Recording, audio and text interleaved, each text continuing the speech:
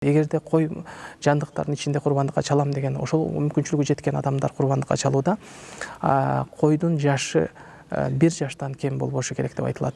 Же болбосо азыркы учурдагы биздин чоң бир породадагы түстөгү жандык койлордун, эчкилердин, мисалы арашан сыяктуу, эгерде анын жашы 6 айлык болсо дагы, 1 жашка жете элек болсо дагы, бирок көлөмү чоң бир койдун сыяктуу чоң болгондуктан, көлөмдүү салмактуу болгондуктан, кээ бир алымдарыбыздын 6 айлык болсо, 6 айдан жогору болгон көлөмдүү жандыктар дагы жарайт деп уруксат берилген. Ага кошумча дагы айтып кете турган маселе, эгер бодо малга келе турган болсок, уйдун же топоздун жашы 2 жаштан кем болбоо керек деген. Ал эми төөнүн жашына келе турган болсок, төөнүн жашы 5 жыл жаштан кем болбогон төөнү гана курбандыкка чалуу шариятыбызда уруксат берилген маселеде. Андан тышкары ушул союлуп аткан жандыктарды дагы Аллахтын алдында адатта адамдар аны айып эсептеген, кемчилдик эсептеген, айыптан, ар кандай бир кемчилдиктен аруу, таза болуштугу керек деп айтылат.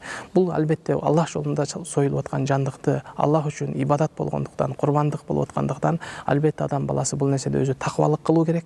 Тагыраак айтканда, адамдар кээде ошол базарда өтпөй калган же эч жака сата албай калган жандыктарын курбандыкка чалам деген дагы бир ой келип калышы мүмкүн. Албетте шайтан сиз менен бизди ар кандай ибадатка келгенде улуу сооптордон кур калтырыш үчүн ар кандай нерсе оюбузга келиши мүмкүн. Бирок Аллах үчүн союлуп аткан курбандыктын жакшы болуусу, Аллахтын алдында аны Кудай Таала үчүн кылынып аткан нерседе аны жогорку жакшы сапаттууну союу бул Аллах Таалага эң жакын болгон ибадаттардан бири. Мына ошондуктан дагы Айша энебизден риваят кылган хадисте Айша энебиз айтат: Айша энебиздин жашоосунда эгерде Аллах жолунда колундагы дирхам же динарды, тагыраак айтканда алтын же күмүштөн болгон теңгелерди садака кылууда, ал бир күн алдын аны жууп тазалап, мискке, атыр жыттандырган ушундай бир абалга, атырга салып, андан кийин аны колунда жок муктаждарга садака кылар эле дейт. Эмне үчүн сиз ушундай кыласыз дегенде, бул мен кылып жаткан садака, бул ал колунда жок муктаж кедейлердин колуна түшөрдөн алдын Аллахтын колуна түшө турган бул менин чоң бир Аллах Таала тарабынан берилген мага бир береке,